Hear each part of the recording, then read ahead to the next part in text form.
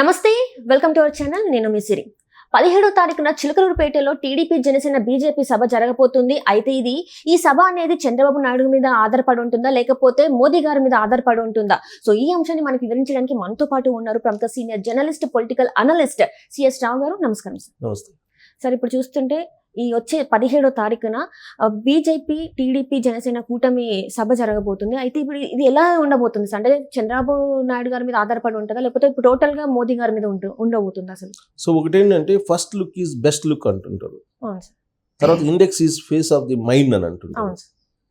అలాగే first look ఎలా ఉంది అనే దాని మీదనే ఒక ఒపీనియన్ ఉంటుంది అన్నది. ఇప్పుడు ఒక ఇద్దరు తారసపడినప్పుడు first look, first impression is best impression అంటుంటారు. కౌన్సిలర్స్ చెప్తూ ఉంటారు ఇవన్నీ కూడా.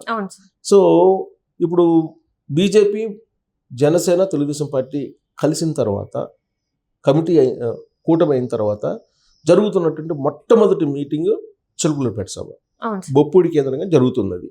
ఆ బొప్పూడి ఆంజనేయ స్వామి సమక్షంలో అక్కడ 200 ఎకరాలు విస్తీర్ణంలో జరుగుతూ ఉన్నటువంటి అత్యంత పెద్ద సభ. దానికి 15 లక్షల మందిని తీసుకురావాలనేటువంటి ఒక లక్ష్యంతో 15 లక్షల మంది వస్తారని అంచనా వేస్తూ ఆ మేరకు ఏర్పాట్లు చేస్తూ ఉన్నారు. ఆ సభకి ఇంకొక 48 గంటలేమో ఉంది ఆ సభ ప్రారంభం కావడానికి. అందరూ ఆ సభ వైపే చూస్తున్నారు. ఎందుకు చూస్తున్నారు ఆ సభ వైపు? రాజకీయ పార్టీల సభలు ఎన్నో జరుగుతూ ఉంటాయి, కానీ ఈ సభ వైపు ఎందుకు చూస్తున్నారంటే first look is best look అనేది, ఫస్ట్ ఇంప్రెషన్ బెస్ట్ ఇంప్రెషన్ అని అంటారు అన్నాను కదా. అలాగే ఈ కూటమి నిర్వహించేటువంటి ఫస్ట్ సభ అదే కాబట్టి అక్కడ నుంచే ఈ కూటమి సక్సెసా ఫెయిల్యూరా అనేది తెలిసిపోయేటువంటి అవకాశం ఉంది. అన్నం ఉడకడానికి ఒక మెతుకు చాలు కదా, ఒక మెతుకుని పట్టుకొని అన్నం ఉడికిందా లేదని ఐడెంటిఫై చేస్తారు.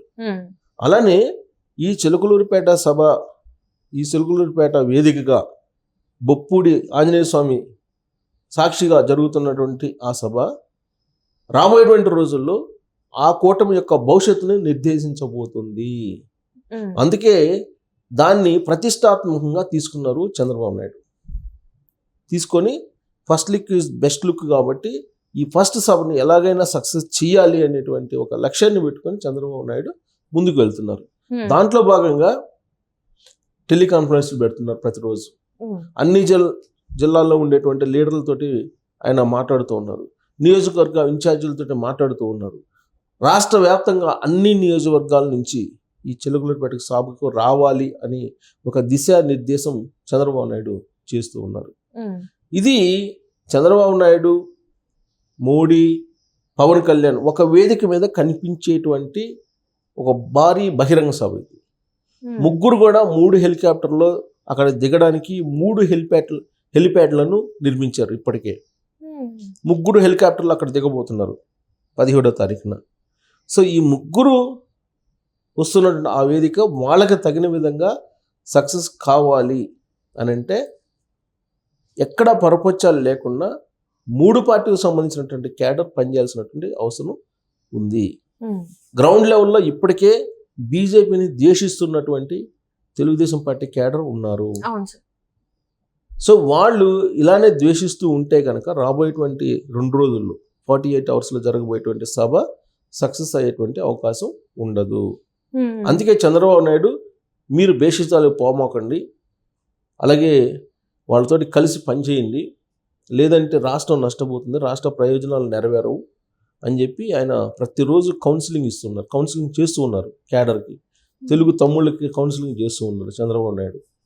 సో ఈ సభ సక్సెస్ కావాలి అని అంటే ప్రాథమికంగా చంద్రబాబు నాయుడు మీద ఆధారపడదు. ప్రాథమికంగా ఆయన ఎలా మౌల్డ్ చేయగలడు తెలుగుదేశం పార్టీ క్యాడర్ని అనే దాని మీద ఆ సభ సక్సెసా ఫెయిల్యూరా అనేది ఆధారపడి ఉంది. నెక్స్ట్ ఏంటంటే ఆ సభ సక్సెస్ కావాలి అని అంటే నరేంద్ర మోడీ కేవలం పబ్లిక్ని తీసుకొచ్చి ఆ సభని బల ప్రదర్శన చేయించడం వరకు మాత్రమే చంద్రబాబు నాయుడు యొక్క రోల్ ఉంటుంది. కానీ అక్కడ ఆ వేదిక మీద నరేంద్ర మోడీ వ్యవహరించేటువంటి తీరు, నరేంద్ర మోడీ మాట్లాడేటువంటి మాటలు, వీటి ఆధారంగా చేసుకొని ఆ సభ సక్సెసా కాదా అనేది ఐడెంటిఫై అవుతుంది. మూడొచ్చేసి పవన్ కళ్యాణ్ ఆల్రెడీ ఇప్పటికే సక్సెస్ఫుల్ లీడర్గా కనిపిస్తూ ఉన్నారు తెలుగుదేశం పార్టీ తోటి కలిసి నడవడానికి. అవును. ఎందుకంటే తెలుగుదేశం పార్టీ జనసేన సభ జరిగింది, తాడేపల్లిగూడెంలో సభ జరిగింది. తాడేపల్లిగూడెం సభ వేదికగా, జెండా సభ వేదికగా ఆయన ఒక ప్రసంగం ఇచ్చారు. ఆ ప్రసంగంలో ఎవరైతే వైఎస్ఆర్ కాంగ్రెస్ పార్టీ కోవట్లు ఉన్నారో జనసేనలో వాళ్ళకు వార్నింగ్ ఇచ్చారు ఆయన. ఆ సభ ద్వారా ఆయన ఇచ్చినటువంటి వార్నింగ్ కారణంగానే హరిరామ జోగయ్య, ముద్రగడ పద్మనాభం లాంటి వాళ్ళు బయటికి వెళ్ళిపోయారు. లేదంటే జనసేన పార్టీలోనే ఉంటూ జనసేన పార్టీకి నష్టం చేస్తూ వైఎస్ఆర్ కాంగ్రెస్ పార్టీకి మేలు చేసే ప్రయత్నాలు కొనసాగుతూ ఉండేవి. తాడేపల్లిగూడెం వేదికగా చేసుకొని పవన్ కళ్యాణ్ ఇచ్చినటువంటి ఒకే ఒక స్పీచ్ తోటి ఇప్పటి వరకు కొనసాగినటువంటి ముద్రగడ పద్మనాభం, హరిరామ జోగయ్య ముసుగులు తొలగిపోయి హరిరామ జోగయ్య తన కుమారుడిని వైఎస్ఆర్ కాంగ్రెస్ పార్టీలో పంపించారు. ముద్రగడ పద్మనాభం రేపో ఎల్లుండో ఆయన వైఎస్ఆర్ కాంగ్రెస్ పార్టీలో చేస్తున్నారు. ఇప్పటి వరకు వాళ్ళు చేసింది ఏంది? వైసీపీ ముసుగు వేసుకొని జనసేనలో ఉంటూ వెన్నుపోటు పొడిశారు ఆ పార్టీకి అనేది పవన్ కళ్యాణ్ చెప్పారు, నేను కాదు. పవన్ కళ్యాణ్ ఆ వేదిక మీద నుంచి, తాడేపల్లిగూడెం వేదిక మీద నుంచి ఇచ్చినటువంటి ప్రసంగం కారణంగా పొరపచ్చాలు అనేది తొలగిపోయాయి తెలుగుదేశం పార్టీ జనసేన మధ్య. అట్ ద సేమ్ టైం కోవట్లను బయటికి తరిమేయగలిగారు. ఇప్పుడు నరేంద్ర మోడీకి కూడా బొప్పూడి వేదికగా జరుగుతున్నటువంటి సభ, అక్కడ ఆంజనేయ స్వామి సాక్షిగా జరుగుతున్నటువంటి సభలో నుంచి ఆయన గనక పవన్ కళ్యాణ్ ఏ విధంగా అయితే తాడేపల్లిగూడెం సభలో ప్రసంగించారో అదే తరహాలో కనుక నరేంద్ర మోడీ ప్రసంగించగలిగితే ఆ సభ సక్సెస్ అని చెప్పి మనం చెప్పొచ్చు సంపూర్ణంగా. సో కాబట్టి ఇప్పుడు ఎవరు మీద ఆధారపడిన సభ సక్సెస్ ఫెయిల్యూర్ అనేది ఆ భారం మొత్తం నరేంద్ర మోడీ మీద ఆధారపడి ఉంది. ప్రాథమికంగా చంద్రబాబు నాయుడు చేయాల్సింది చేస్తారు. జన సమీకరణ, బల ప్రదర్శన చేయడానికి ఆయనకి గ్రామస్థాయిలో పార్టీ నిర్మాణం ఉంది కాబట్టి అంతవరకు చేయగలరు. పెద్దవాళ్ళు చెప్తుంటారు, గుర్రాన్ని నీటి దాకా తీసుకురాగలం కానీ నీటిని తాపించలేము. అలానే నరేంద్ర మోడీని చిలుకలూరుపేట వరకు తీసుకురాగలరు, పొత్తు ఉంది కాబట్టి వస్తారు. కానీ ఆ తర్వాత నరేంద్ర మోడీ ఏం చేస్తారు, ఎలా ప్రసంగిస్తారు అనే దాని మీద ఆధారపడి ఉంది. పొత్తు సక్సెసా, హిట్టా, ఫట్టా అనేది. అంటే ఇక్కడ చూస్తున్నట్టయితే సార్, నాకు చిన్న డౌట్ ఏంటంటే సార్, ఇప్పుడు మా మోడీ గారు వచ్చి మాట్లాడినా కూడా రాష్ట్ర అభివృద్ధి విషయాలు మాట్లాడాలా, అంటే రాజధాని విషయం మాట్లాడాలా, లేకపోతే ఉద్యోగాల దాని గురించి దేని గురించి మాట్లాడితే అది సక్సెస్ అయ్యే అవకాశం ఉంది, జన ఆదరణ పొందే అవకాశం ఉంది? రాజకీయ పార్టీలు రాజకీయం గురించి ఎక్కువ మాట్లాడాలి. రాబోయేటువంటి ఎన్నికల్లో రాజకీయం గురించి మాట్లాడితేనే గెలిచే అవకాశం ఉంది. రాష్ట్ర ప్రయోజనాలు అనేది గెలిచిన తర్వాత ఎలాగో నెరవేరుస్తారు. కేంద్రంలో బీజేపీ ఉంటుంది, రాష్ట్రంలో తెలుగుదేశం పార్టీ ఉంటుంది కాబట్టి ఇక్కడ రాజకీయ కోణం నుంచి ఎక్కువగా ఫోకస్ చేయాల్సినటువంటి అవసరం ఉంది. రాజకీయ కోణం నుంచి ఫోకస్ చేయాలంటే ప్రత్యర్థి పార్టీని చీల్చి చెండాడాలి. ప్రత్యర్థి పార్టీ అంటే ఎవరు? వైఎస్ఆర్ కాంగ్రెస్ పార్టీ. వైఎస్ఆర్ కాంగ్రెస్ పార్టీ అధ్యక్షుడు ఎవరు? జగన్మోహన్ రెడ్డి. గత 5 సంవత్సరాల నుంచి పరిపాలిస్తుంది ఎవరు? జగన్మోహన్ రెడ్డి. ప్రజా వ్యతిరేక కార్యక్రమాలు చేస్తుంది ఎవరు? జగన్మోహన్ రెడ్డి. ఏం చేశారు? అమరావతిని కూల్చేశారు.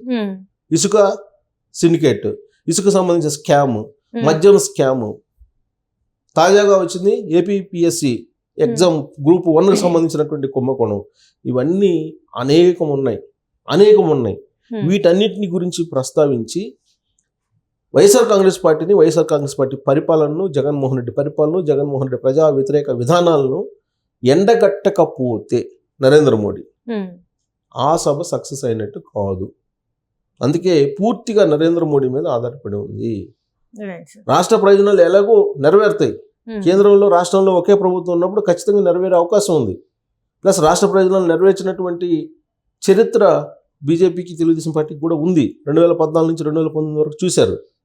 ఇలాంటి సమయంలో నరేంద్ర మోడీ చేయాల్సింది ఏంటంటే రాష్ట్రంలో జరుగుతున్నటువంటి పరిపాలన ఏ విధంగా ఉందనేది ఆల్రెడీ ఆంధ్రప్రదేశ్ సంబంధించినటువంటి బీజేపీ ఇచ్చింది నివేదికలు.